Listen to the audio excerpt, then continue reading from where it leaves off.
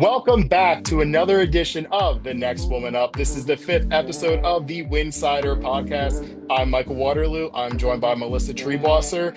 And Melissa, I know you're out on the West Coast, the best coast, and you're going to be heading back to Fort Worth soon. But what's the sports experience like watching games out on the West Coast? Look, here's the thing. I'll take you guys behind the curtain here a little bit. I was cooking dinner and completely forgot that the Indiana Oregon game had started already. And as my phone was blowing up with text messages from my college football friends, basically by the time I tuned into it, that game was over. And by that I mean one play had happened. I have always been a big believer, and I think it's because I'm old and I'm tired and I like to sleep, that watching sports on the West Coast is the most elite of the sports watching experience. During the NFL season, you get up on Sunday morning, that game is already on. On Saturdays, college game days already started.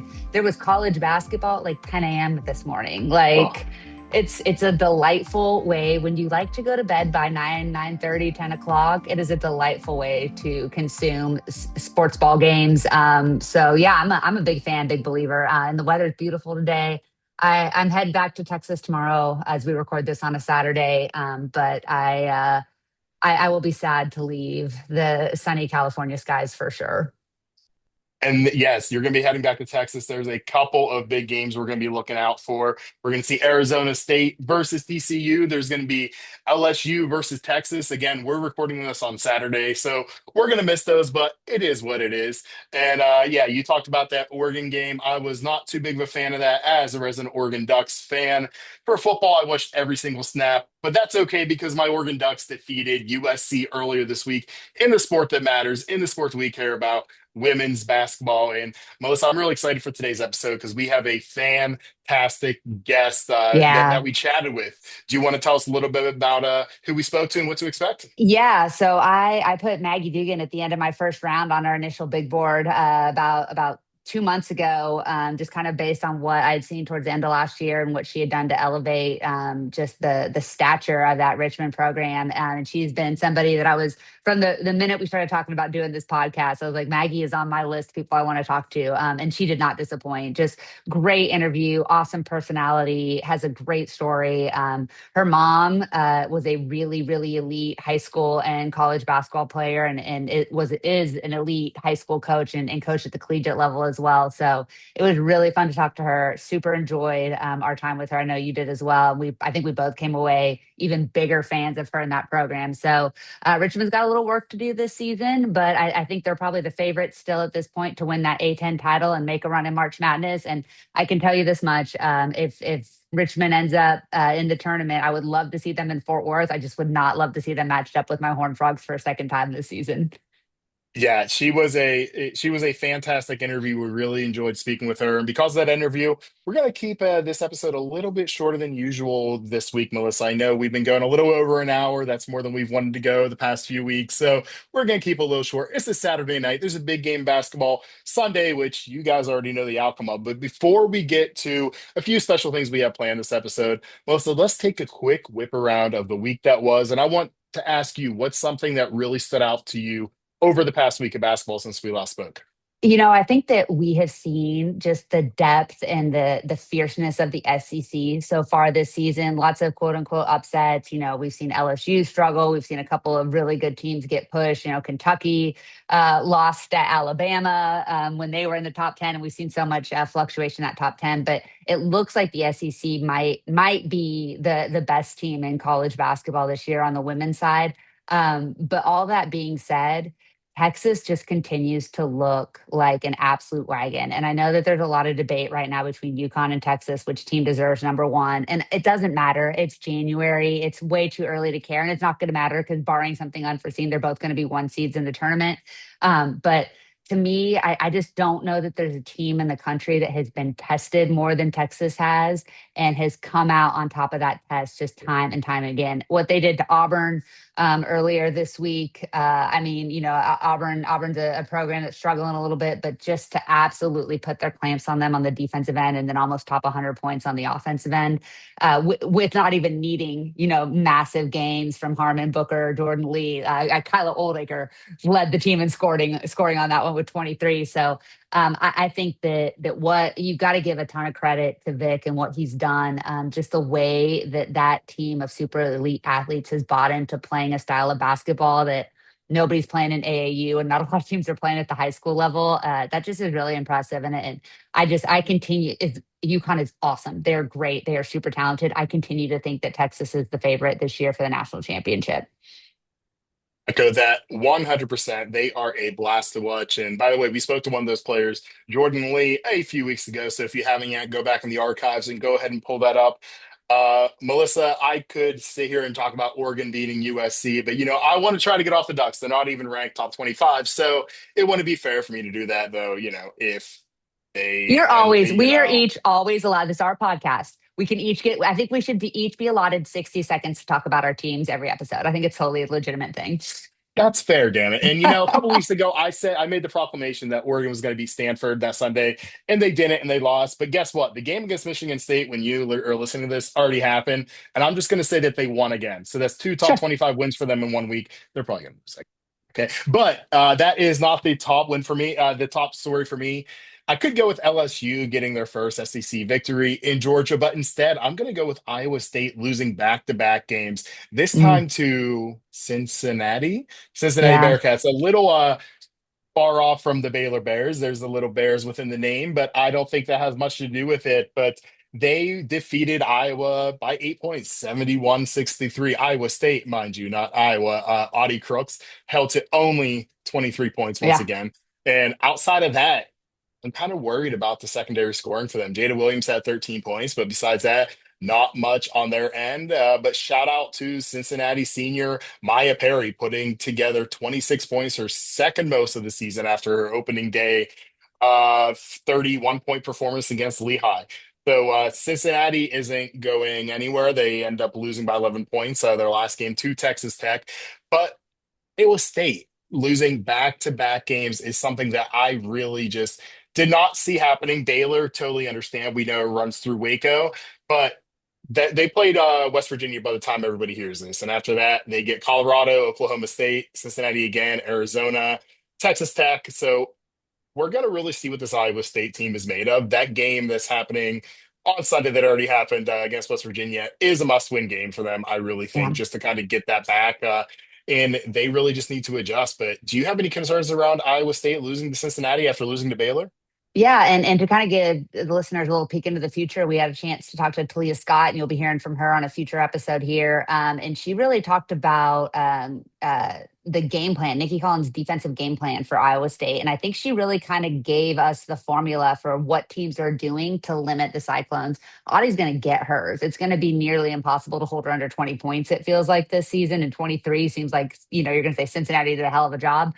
But I think at the end of the day, there's definitely a method to being able to slow that Iowa State offense down. And they're going to, like you said, either need a secondary scorer to step up and be and consistently give them. I mean, I think I've seen something kind of similar with TCU too, with Marta Suarez and Maddie Shear and Donovan Hunter going through some cold stretches too.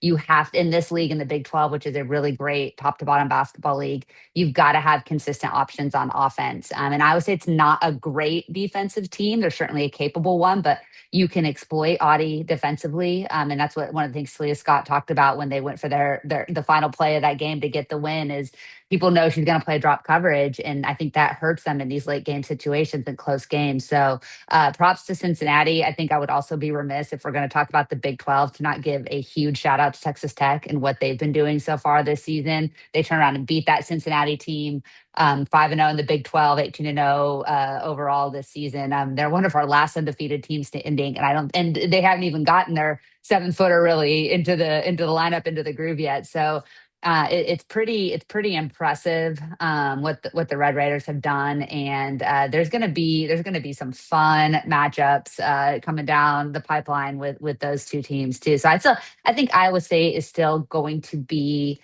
in the mix. I would not be shocked if we see a 3-loss Big 12 regular season champion this year because I think there's so Mhm. much balance in the league. But yeah, I'm absolutely concerned about what they're going to do long term. And the other part of that is too, because they're playing in these close games, Audie is getting a lot of tread off those tires. She is having to play 34, 35, 36 minutes. And I know that's quite a bit. They like to keep her kind of in that 30 to 32 range as much as possible. So that's going to be a fascinating thing here over the next couple of weeks to see, can they adjust back and figure out a way to identify and have a consistent second scoring option.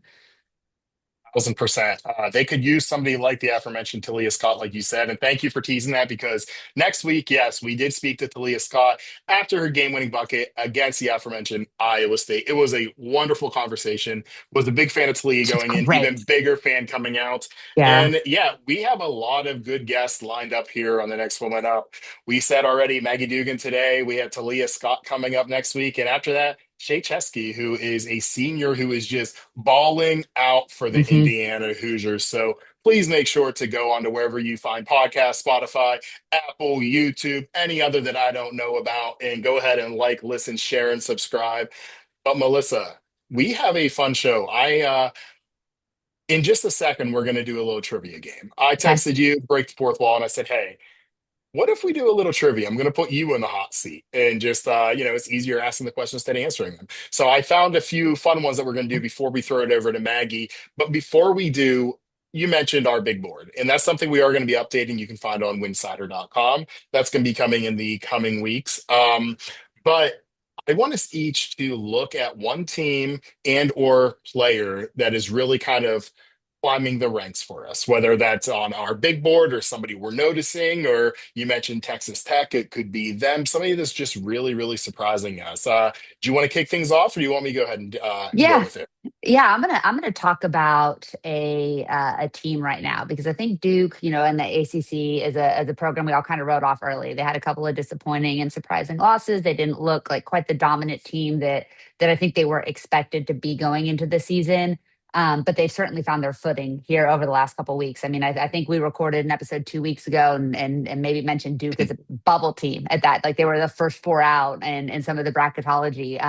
But they have really absolutely gotten together. They absolutely smoked Notre Dame, about a week and a half ago. They went out to Cal and won on the West Coast in a close game. They have looked really, really strong in ACC play early.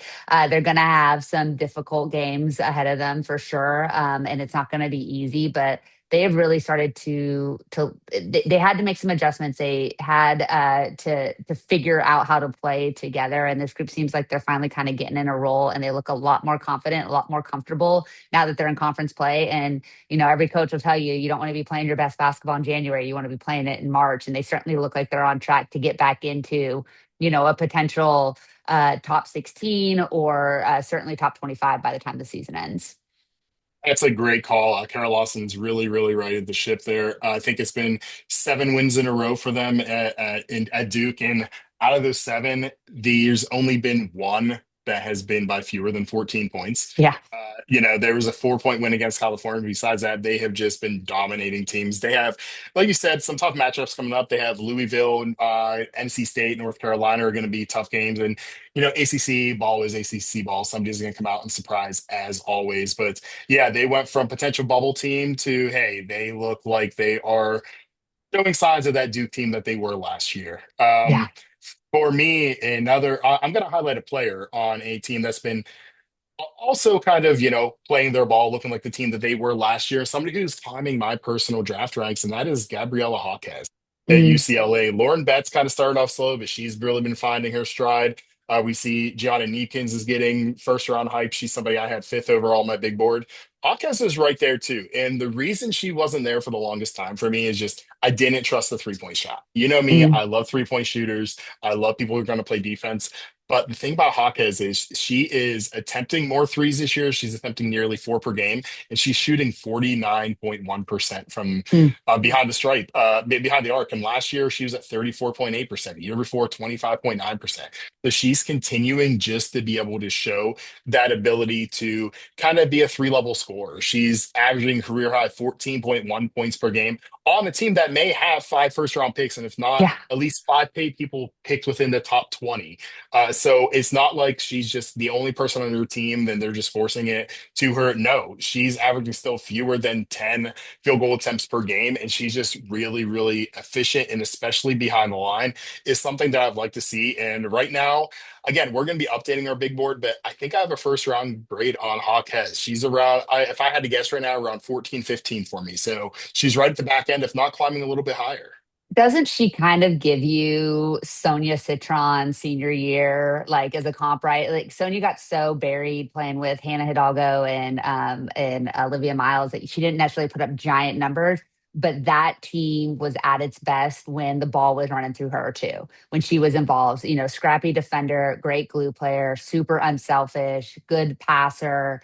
I think that what we're seeing from Gabby is a lot of what we saw from Sonia a year ago. And obviously, I think Sonia's projection, she went a lot higher in the draft, number 3 overall, right? But I think that's Gabby's the kind of player that you bring in the first round or early in the second round because she's going to make your roster, she's going to make your team better every time she's on the floor. She's going to be a positive plus minus person night in and night out for you. And I hate to compare her to her brother, but there's so much similarity in the way they impact winning when they're on the court. I don't think you Mhm. look at Jaime and think, oh, this is an elite NBA player, but the Miami Heat depend on him so much because he does so many things that don't necessarily show up in the box score, but really impact winning. So when you're a coach building around a player like that she can score 20 for you if you need to, but she doesn't have to, and she doesn't care if she doesn't. She's going to give you 3 assists and not a ton of turnover. She's going to rebound. She's going to hit the floor for loose balls, and she's going to make open shots from behind the arc. And she's had plenty of opportunities to do so, and she keeps knocking them down. So I think that's a great call.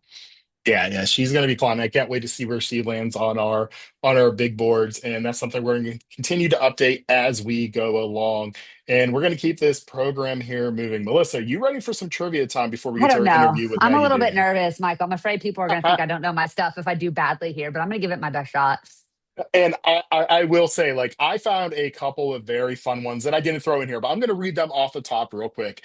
Okay. I was trying to find out, okay, conference play has started. Who's been the most efficient free throw shooter so far? And Ooh. it ended up being Hannah Wickstrom from UC Riverside. I wouldn't have guessed that if you gave me 150 guesses. Shout out But Riverside. she's a perfect 30 of 30 from the Wow. line. So That's shout out awesome. to Hannah Wickstrom. You didn't make the cut. You got honorable mention here on the trivia as well as I tried to find, okay, who's shooting the highest percentage from behind the 3 point line with at least 10 made 3 pointers With at in least conference 10. play. And this is an honorable one because again, it's a little bit more difficult. But if you have a guess you want to throw out, by all means. I was going to say, can you give me a conference? So you give me a conference hint? It is ACC. It's an ACC. Wow. Yeah. Oh, man. Yeah, I have no idea. It is Ayanna Moore with Notre Dame. Yeah, She again, would has not have gotten it. me either. Me either. She's 19 made three, shooting 65.5% Wow. from behind the Wow. arc. Yeah, Good for just her. absolutely bananas. So again, we're not going to make them that difficult. There's nobody who would have gotten those. I don't think. No. Maybe the SIDs at those schools. Yeah, maybe Maybe. they would know Uh, for sure. So we'll kick off with this one, and I'm not going to lie to break the fourth wall. You told me before we started recording, hey, I saw something about this, and right before we started recording, and I was like, oh no, Melissa might know the answer to this one. But here's the question for you: Audie Crooks leads all players with 6 30-point games. Okay. 4 players are tied with at least four. How many of those 4 players can you name? Well, I know one of them is Shay, right? Yeah, the So upcoming yeah, because I interview. saw that.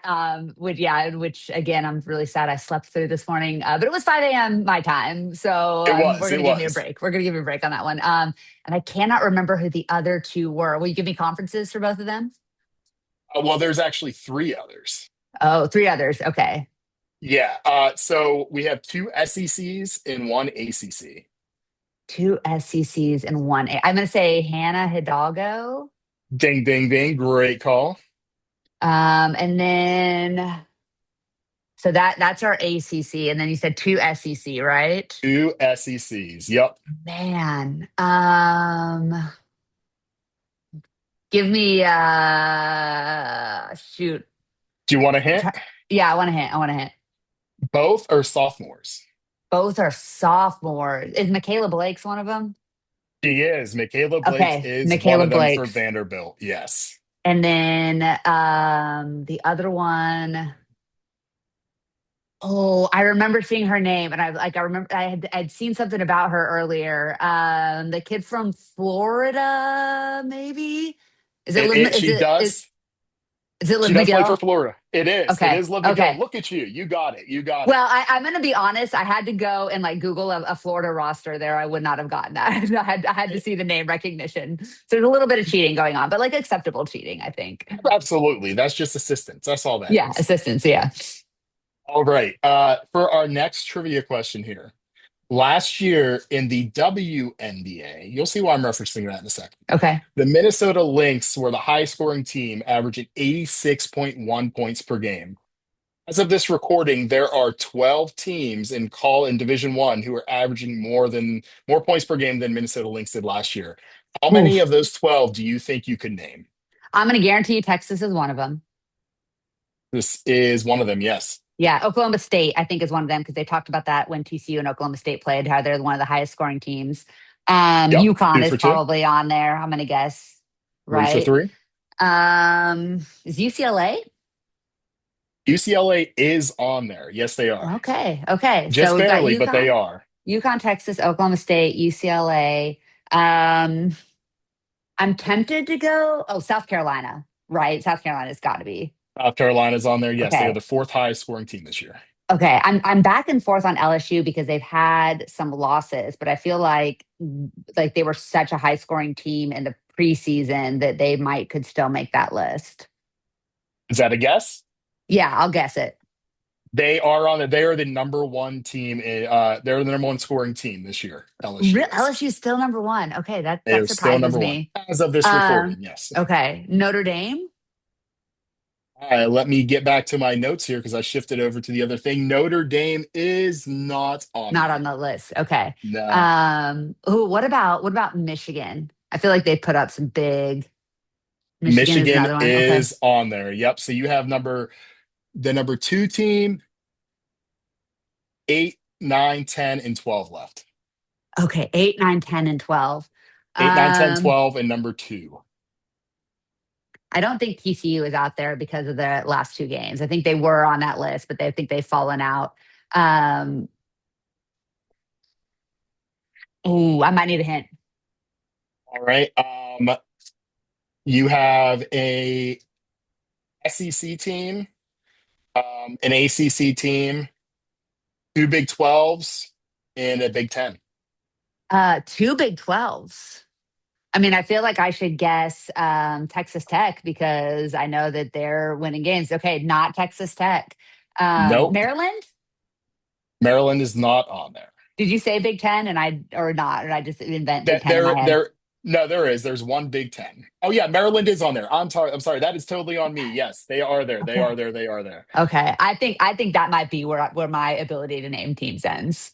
All right. So what you're missing, that's very, very, very well done. You got 8 out of 12. Okay, So I'll take that. Oklahoma is number two. Oh yeah, I should have known that. Oklahoma's been smoking people. The scoring Audie Crooks are number Oh, of nine. course. That actually surprises me. I mean, I guess neither of their losses were big defensive battles, so that does surprise me a little bit. Especially talking about the secondary scorers for Yeah. them. But Yeah. Vanderbilt is number 12. Michaela Oh, Blake's leading the yeah, way. obviously. Yeah, I should have known that. And the last one is surprising Michigan State. Michigan, that they have been sneaky good. We haven't really talked to Michigan State. We probably need to make sure we put them on next episode and give the Spartans a little bit of love. Michigan State men's basketball and Tom Izzo has been such a stalwart, but their women's team is really playing some good hoops this year. I agree. I think it's time that we talk about them a little bit next week, as well as maybe we get a player on, maybe a Yeah, Kennedy yeah, Blair or a Grace Van yep. Sluten. That would be We'll really make that nice. happen. So, yeah, we'll make it happen. We'll give Michigan State some love. Spartans deserve it.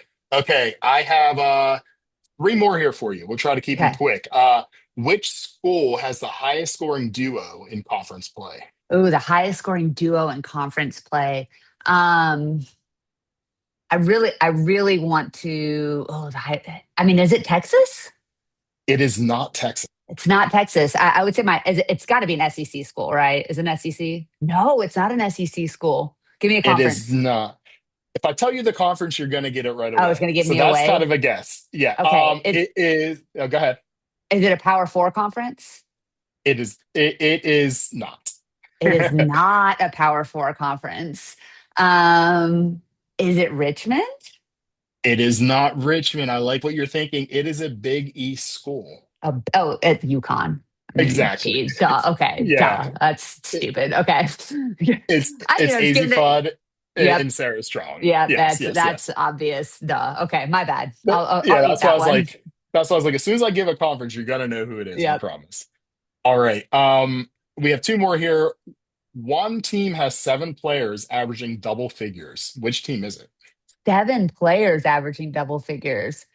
I did the math Wow. and had to double check. Well, we pushed this recording back about 15 minutes because I was like, hold on, I have to I work on this one gotta last thing. double check the It was math. this one that I had to make sure was Okay. right. Yes. I'm gonna guess that I'm gonna oh my gosh, it's gotta be one of the highest scoring teams, what right? It's gotta be.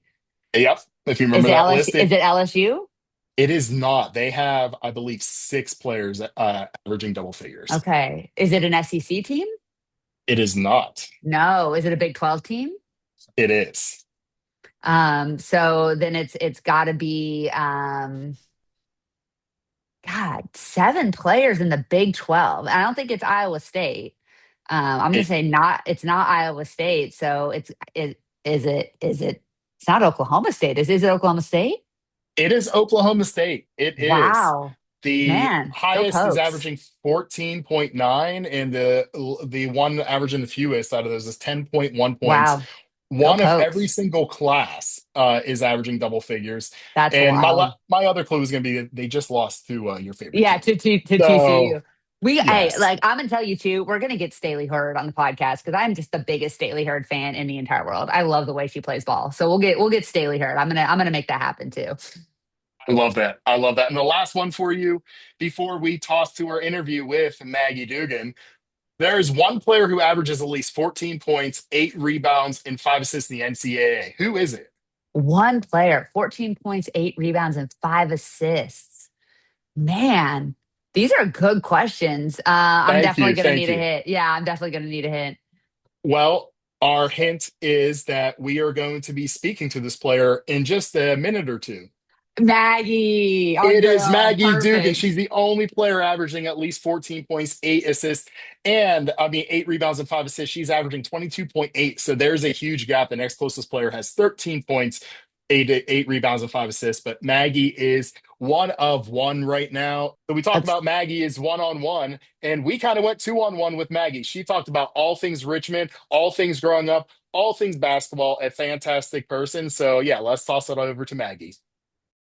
All right, everybody. Joining us on the next woman up is Richmond forward Maggie Doogan. Maggie is a senior for the Spiders, averaging career highs pretty much across the board, highlighted by her 23 points, 8.5 rebounds, and 5 assists per game. Just absolutely ridiculous numbers that you're putting up here this year, Maggie. You are the reigning A10 Player of the Year, a former state champion in Pennsylvania, a McDonald's All-American nominee, and if we listed off all of your honors over the last several years of your career, we'd be here all day. So we'll stop there and just say thank you so much for taking time to join us. Thank you so much. I want to start things off by talking about your basketball journey. It's not necessarily an unusual one, but a little bit different probably than a lot of people know. You basically grew up in the gym. You are the daughter of a former player and coach. You played for your mom as a high school athlete, and she was pretty well decorated herself. So a little bit to live up there too. Yeah. But it seems like there was never any pressure put on you to play basketball. I read an interview with your mom, and she talked about she wanted that to be your journey and your love. How did you ultimately discover your love for the game, and what made you decide to pursue hoops? Yeah.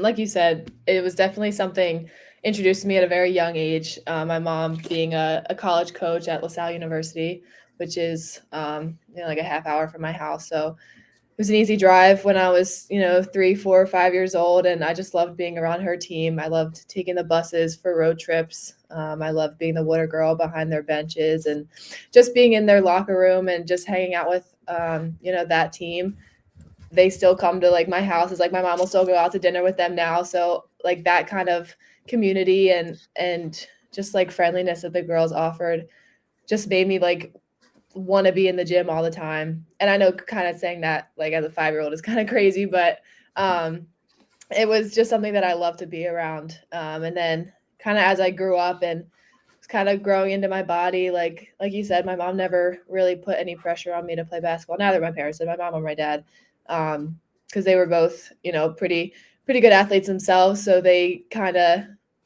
they didn't push sports on me, but I was always doing something, whether it was like soccer or softball or volleyball, lacrosse. Like I played almost every sport, and basketball always just kind of stuck out to me because that's what I was most comfortable with and most familiar with. But yeah, it wasn't until high school-ish, like sophomore, junior year, where I really decided that like, yeah, I want to play in college. I want this to be, my future and something that I want to take seriously. And yeah, it just kind of took off from there. But it was definitely the LaSalle team when my mom coached that kind of instilled the basketball love in me. That's awesome. And Maggie, like you, I'm from Pennsylvania. I'm from the other side of the state, though. But I want to focus on the Philadelphia area. I know. Please don't hold that against me. I promise. But I see the Pittsburgh hat now, but I know. I was hiding that earlier. Should I switch to my Phillies one, or you know what? We're just going to put on a neutral San Diego cap real quick. Okay, there you go. So as we focus on the Philadelphia era, we know it's kind of a mecca for high school basketball. Playing at Cardinal O'Hara, very, very, very big school. What was it like playing at such a high level at such a young age, and how did that prepare you for your 4 years throughout college? Yeah, I love O'Hara. My mom went there actually too, fun fact, and a bunch of my aunts went there. So it was just the school to go to in my family and right up the road. So it was an easy decision coming out of grade school was, it was always O'Hara. But yeah, I don't even know how to describe it. Like there's always been a winning culture at O'Hara. My mom was the coach when I was in grade school. She was the assistant and then became the head coach when I was an incoming freshman. So we kind of figured out how to win together. My freshman year, we were kind of in like a rebuilding phase. They had just graduated 3 Division I players. So they were losing a lot. And, my class was still kind of developing and going against 18-year-olds as a 14-year-old, it's not really easy. But I think I always have a lot of pride in my class at O'Hara. I have 2 other teammates in my class who are playing Division I basketball now. And we grew up together in the gym. We were always working out, extra time out of practice. And I think that just kind of helped us grow into the players that we are today, the work ethic that was instilled in us at O'Hara. And yeah, like you said earlier, we ended up winning 2 state championships my junior and senior year. And, that's an unbelievable feeling and something that I will definitely remember for a really long time, bringing the first state championship to my high school. So yeah, I mean, it's a lot of fun. It's a lot of hard work, but I think playing in the Philadelphia Catholic League that O'Hara's in, you're going against Division I players every night too. So that's also helping you along with, going against your teammates in practice every day. So I have a lot of love for O'Hara. I still do. I still watch my sister play. My sister's there now and my mom's still the coach. So I try and get back and watch as many games as they can or as I can of them. That's awesome. I love that. And it sounds like that sense of community is probably going to help answer my next question for you. You talked about junior, senior year, starting to realize you wanted to play at the next level. You started getting interest from programs, I would imagine, at all levels. And it seems like your recruiting journey was pretty open-ended to start. But at the end of the day, you end up at Richmond. And that was a program that didn't have a big history, wasn't an annual tournament team. Why did you choose to maybe take a chance on that program when you certainly could have gone to, a ready-made tournament team or a team that had expectations of success like the team you played for in high school?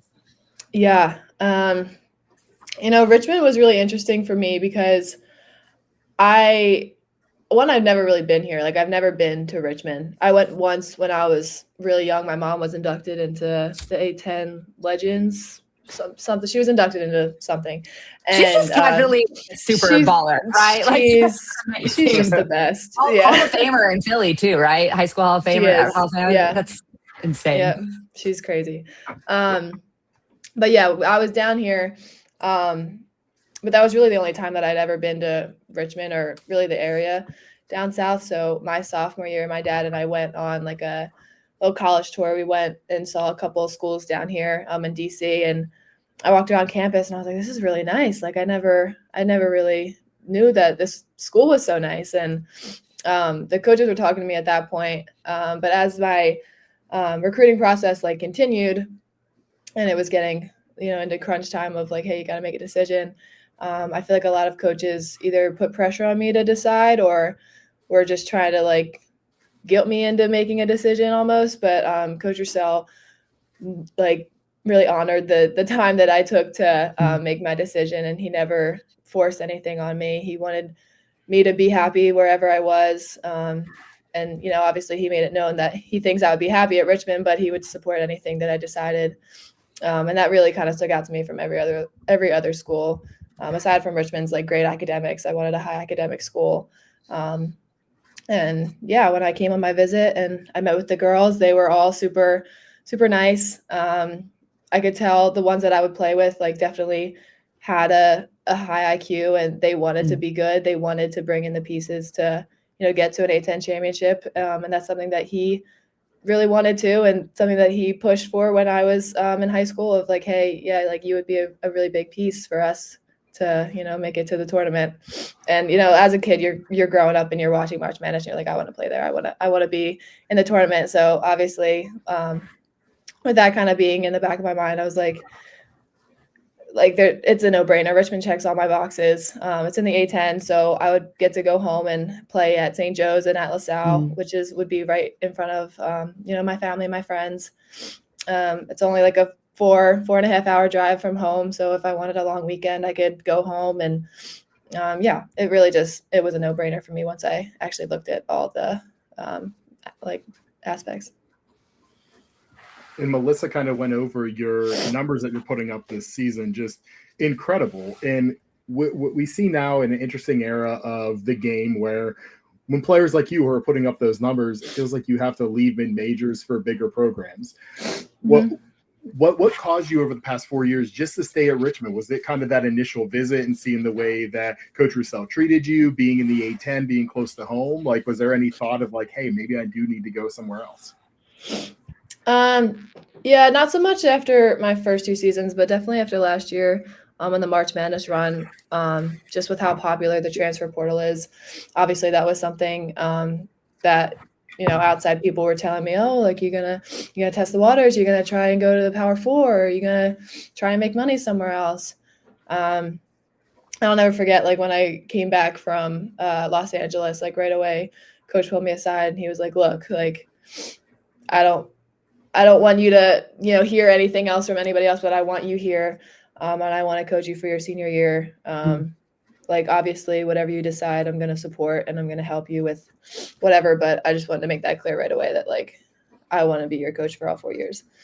And that was something that I really tried to focus on in high school was, like, I want to stay at a college for all 4 years. Like, I don't want to be in the portal. I don't want to switch schools and have to worry about transcript stuff. And even after my junior year, like the chances of me like graduating in 4 years, if I had switched schools for my last year, were kind of low. So like there was nowhere else I would want to finish my senior year. Richmond has been my home for the past 4 years, and I'm comfortable in the system. I'm comfortable with the staff. I'm comfortable with my friends and my teammates. Like, I don't know. For me, it was a no-brainer of like, why would I ever leave?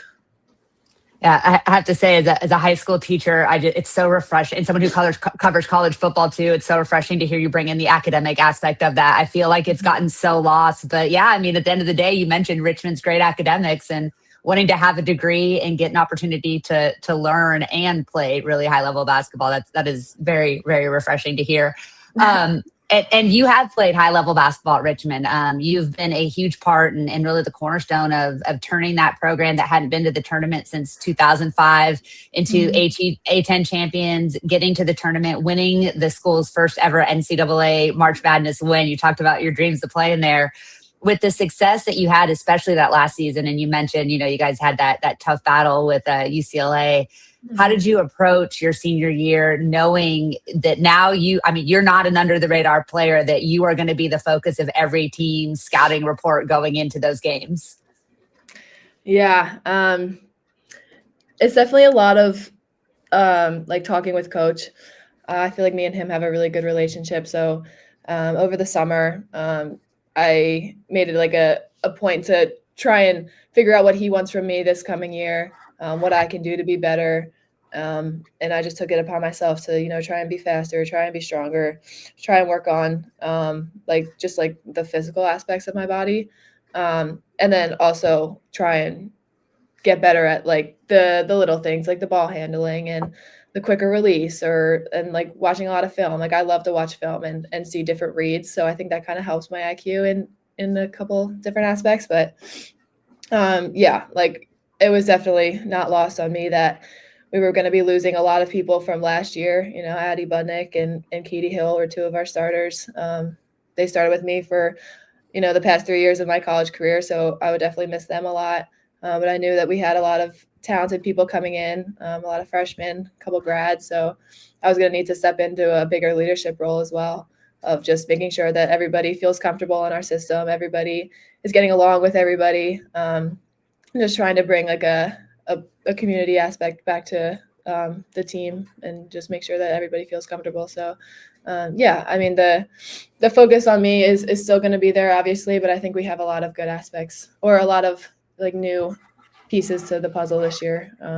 With a couple of our freshmen, and obviously with Rachel and Allie coming back this year, they're going to have a lot of focus on them too. So just trying to figure out how to facilitate and just keep winning at the end of the day. That's all it's really about. And even with that added attention, it doesn't really slow you down, especially you look at the last 2 years, those big games that you're playing against teams like Texas, teams like UCLA, teams like Georgia Tech, those bigger programs, it's just kind of, you have that clutch gene. It's big game Maggie, if you want, or I can't think of alliteration off the top of my head there, but it seems like the best of Maggie Doogan comes out against the best competition there. What is it about going into those big games that kind of brings that extra gear out of your game, if you will?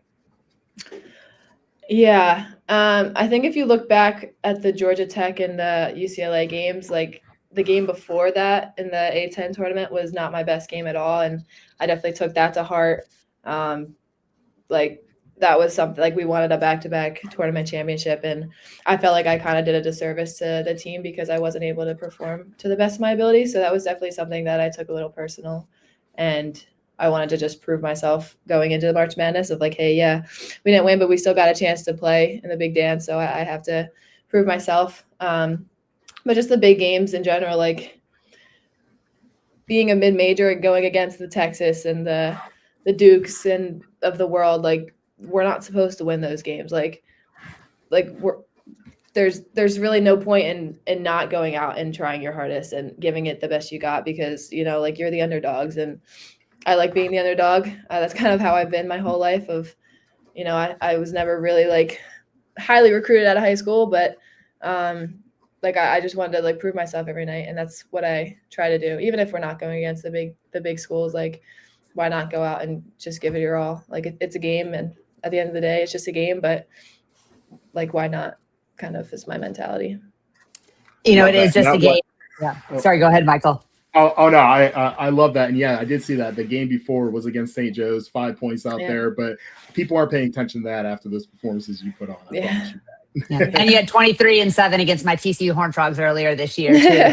Pretty dang good game in that one.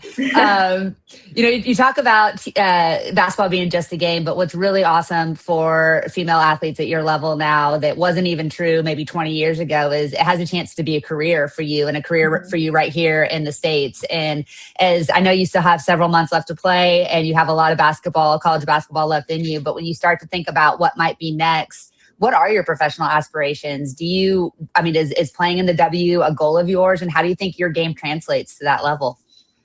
Yeah. I think obviously, like I said, you grow up and you want to play March Madness and then you want to play in the WNBA. And I don't think the WNBA was as big as it is now, like when I was growing up. So I think that's great for the sport, is just how much exposure it's been getting recently. So yeah, I mean, I think I would be crazy not to try and pursue a professional career in the States. That's definitely something that I've been thinking about. Trying not to think about it this season though. Trying to stay present and focus on the team that I have now and soaking up every last minute of college. But yeah, I definitely think that that's something that I want to do. Whether it's in the States or overseas, just gonna give it my all, and whatever happens, happens. I think I have a really high IQ that could, play or help me out in the pros. I think I need to get better defensively and get stronger, but I definitely think that I can shoot the ball really well. I can find different ways to get other people involved. So yeah, I think those would be two big things that I would bring to a team. Yeah, that was actually something I was going to kind of follow up with there. If, the turnaround from March Madness to the draft, if all goes well with the CBA discussions, we know it's about 2 weeks' time. It's very, very, very, very quick. So what's something like after the tournament that you're like, okay, throughout the season, I wish I would have worked on this more. This is something I really, really want to drill in as I'm talking to these GMs and these coaches about my game that I want to improve on. Is it that defense that you said? Is it kind of lowering your turnover numbers, or is there anything that kind of really stands out to you? Yeah, obviously I'm turning the ball over a little bit too much this year, a little more than I would like.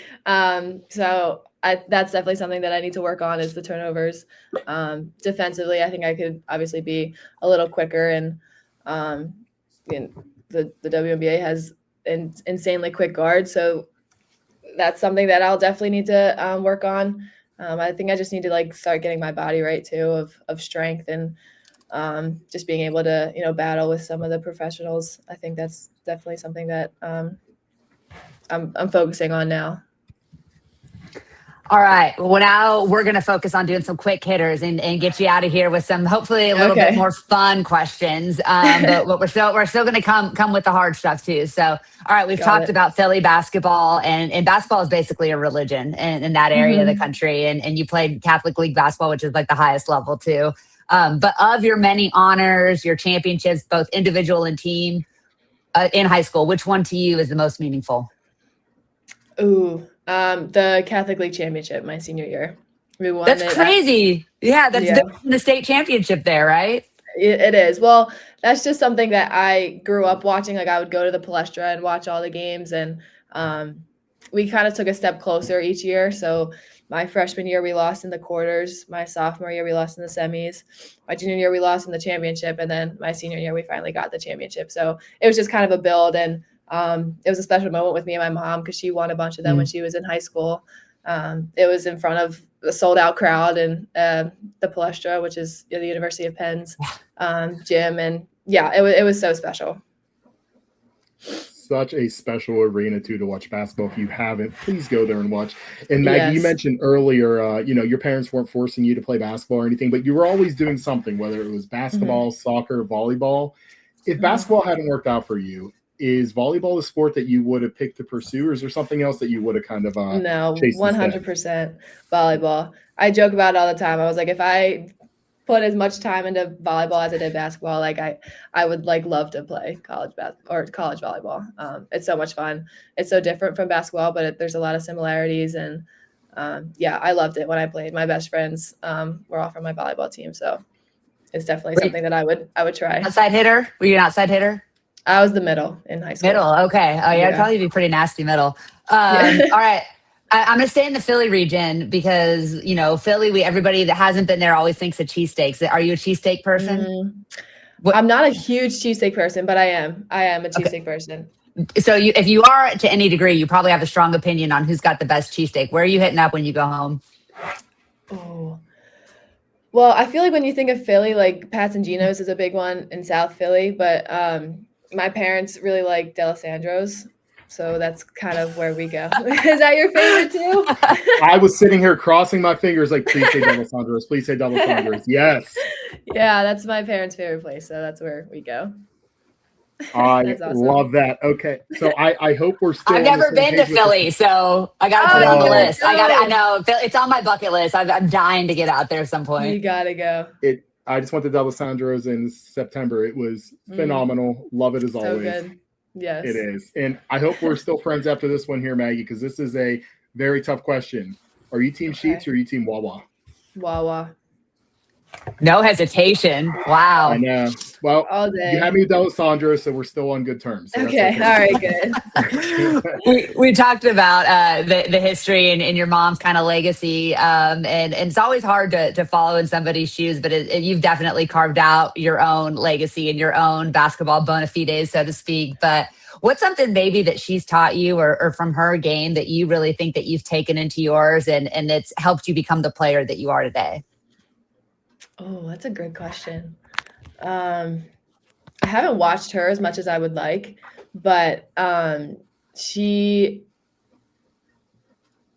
thing I've taken from her definitely is like the post moves and the rebounding. Mm. That's something that she was really good at in her day. And I don't post up as much as she would like anymore.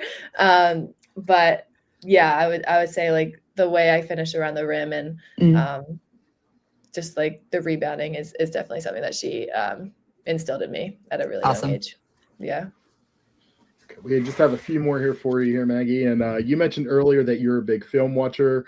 We are too, but I have to know who's the one WNBA or NBA player that you spent the most time studying?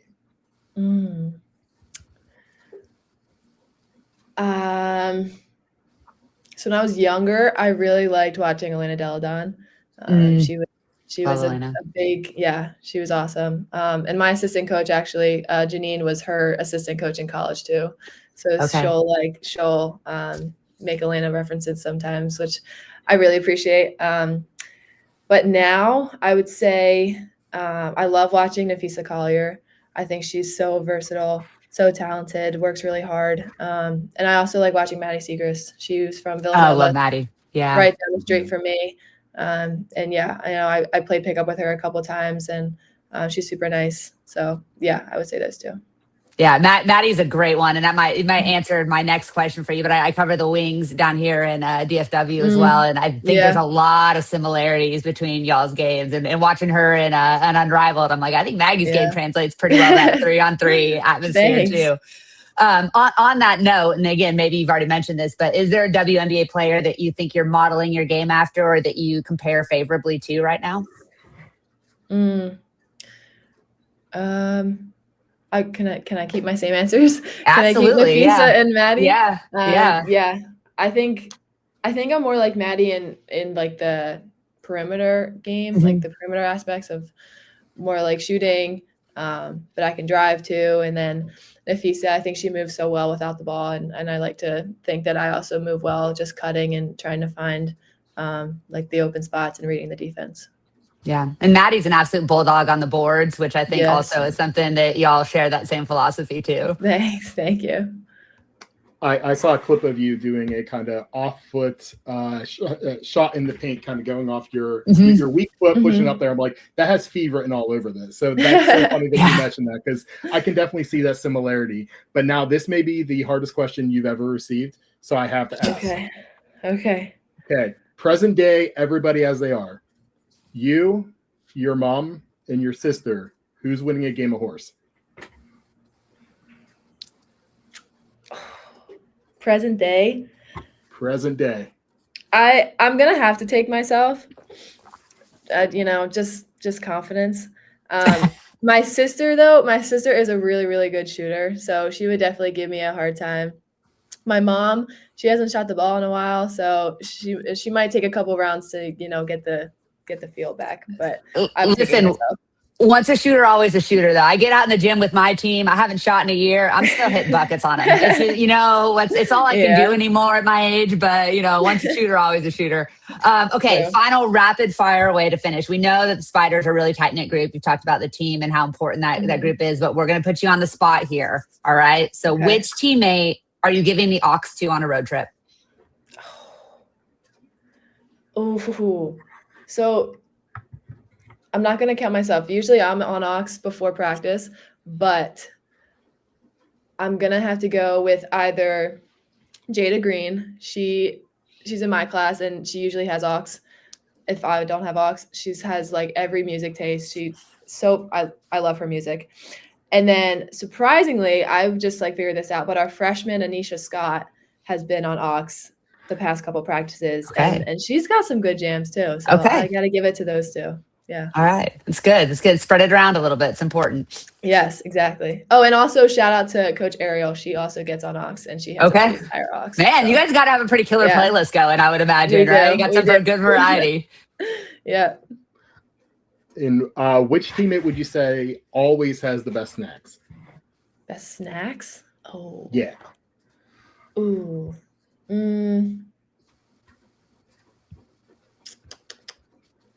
She's gonna kill me for saying this, but Rachel, my roommate Rachel Olstrom, she's super healthy, but is always down for a late night snack run, or she always has snacks packed for road trips. So I'll give it to Rachel. It's awesome. All right. Yeah. Who's most likely to break up a super tense moment with a joke or an off-color comment? Sam Dewey, for sure. She's No so, hesitation. She's so like quick with her jokes. It's hilarious. All right. And the last one here for you, we were just talking about some teams our last episode that are fantastic on TikTok. So we have to know which one of your teammates is the most likely to go viral on TikTok. Oh goodness.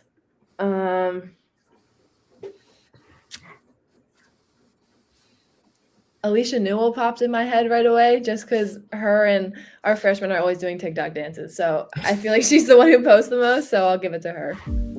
All right, Maggie, we really appreciate your time. You've been an absolute joy to talk to, and it is a joy to watch you hoop. And so folks that aren't paying attention to Richmond, this is the time to do it as you guys get into the meat of the A10 schedule. And I am sure that we'll get an opportunity to see lots of you in March. Hopefully a really deep run. Maybe you guys will end up in the Sweet 16 down in Fort Worth or something. We'd love to have an opportunity to watch you play out there. So best of luck to you the rest of the season. Thanks so much for joining us on the Next Woman Up.